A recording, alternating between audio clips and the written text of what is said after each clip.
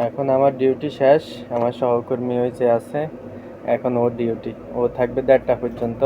আসসালামু আলাইকুম। এখন রাত্রে বাজতেছে 12:22। এখন যাবো দোকানে, হিসাব নিকাশ শেষ, এখন যাবো চুল কাটার জন্য। কিন্তু এ মস্কানো ফা নিয়ে কীভাবে যাবো চিন্তা করতেছে, হাঁটতেও পারতেছি না। তারপরেও যাইতে হবে, চুল কাটতে হবে, কারণ কালকে থেকে আর সময় পাবো না। যাই চুল কাটে আসি। জুতা পায়ে দিতে পারতেছিলাম না, তাই জুতা ছাড়াই আসলাম। চলে আসছি ফরহান ভাইয়ের দোকানে চুল কাটানোর জন্য। উনি মাশাআল্লাহ খুব সুন্দরভাবে চুল কাটে, আমি সবসময় ওনার থেকে চুল কাটাই। ভাই আপনার নাম কি? আমার নাম সঞ্জয় চন্দ্র দাস। আপনাদের বাড়ি কোথায়? বাড়ি ফেনী ভাই। ফেনী? হ্যাঁ।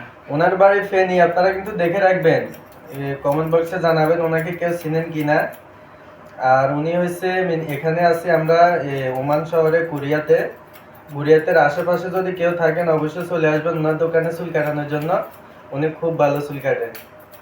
অবশ্যই কমেন্ট বক্সে জানাবেন যে ওনাকে কেউ চিনেন কিনা। ওনার বাড়ি কিন্তু ফেনীতে।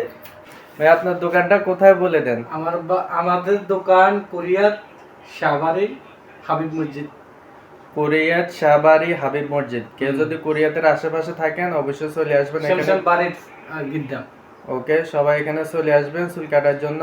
আর না বুঝলে কমেন্ট বক্সে আমাকে নক করবেন, আমি বলে দেব ইনশাল্লাহ।